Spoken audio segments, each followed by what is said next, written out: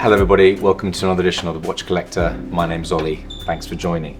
Today we're looking at a brand I haven't looked at previously. In fact, I'll be completely honest with you, I hadn't even heard of them until I saw them today. It's Atelier Holgur. Before we get into it, the obligatory wristwatch check, and I'm wearing the Rolex Submariner Hulk. And the reason why I'm wearing that watch is going to become apparent very, very soon. So this is a brand that was formed in 2021 with the idea of paying homage to one of the founders' family that actually started making watches in Denmark in the 1890s. And actually they continued to do so all the way through to the 1950s and 1960s. They've launched with the Frømand.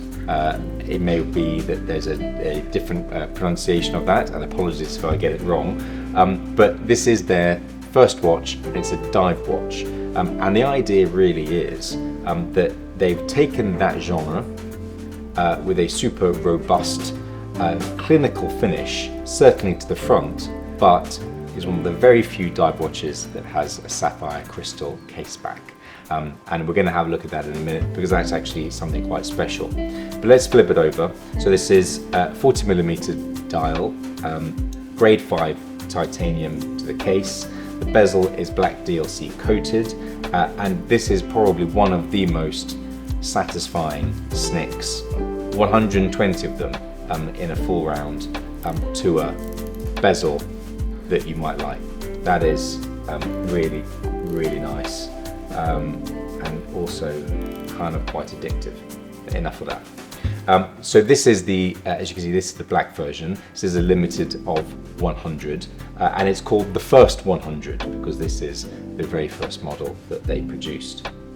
Super legible, super luminova, really clean layout, no messing around.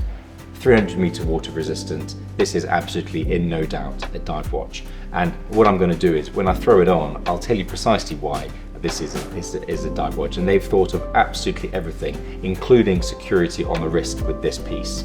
But before we do that, we'll flip it over because its calling card. It's a Schwarz-Etienne micro-rotor movement. Specifically for Atelier Holgur, 86 hours power reserved, microblasted finish, polished screws, really, really well done. It's so unusual to see not only the case back to be see-through, let's face it, but the level of finishing that's gone in to make sure that this is something to really flip over. Is a massive testament to these guys because it's just so nice to have that on a dive watch. I have dive watches and you can't see the movement, probably because the movement is nothing to be written home about. This one definitely is. So what I'm going to do is I'm going to throw this on the wrist and see how it wears.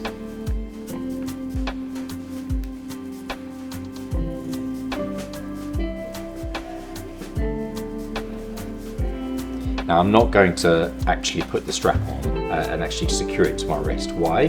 Because I want to show you second edition, which is called the Ocean Emerald, and that's a Fume dial.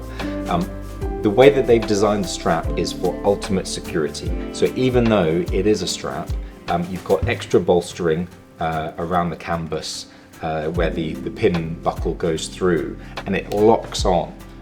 It's actually quite difficult to get off on your own.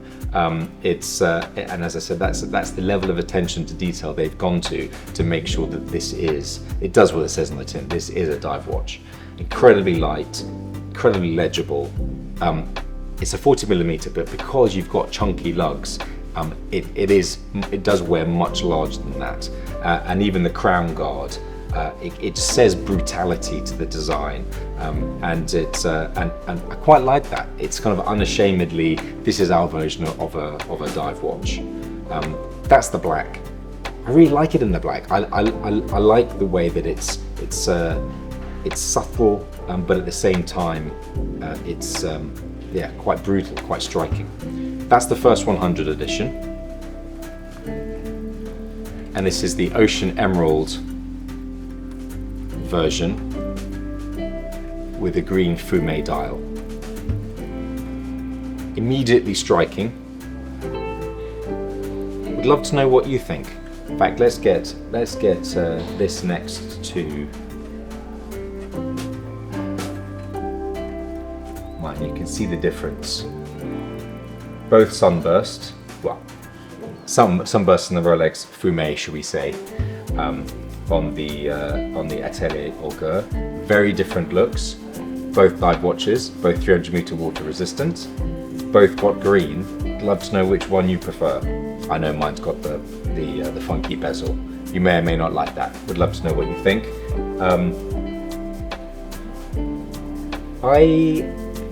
I thought that I would be automatically drawn to the green, and I was initially.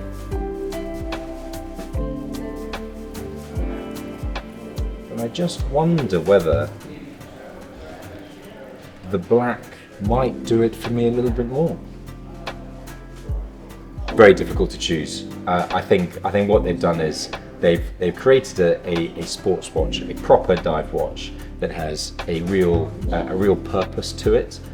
It looks it feels it. Congrats to these guys, to come up with this, and on top of that, integrate a Schwarz-Etienne movement, that level of finishing, all to be beholden through the sapphire crystal glass. Great job. That's enough for me for now. That's the Atelier Holgur Frømand dive watch. Would love to know what you think in the comments. We'll see you next time.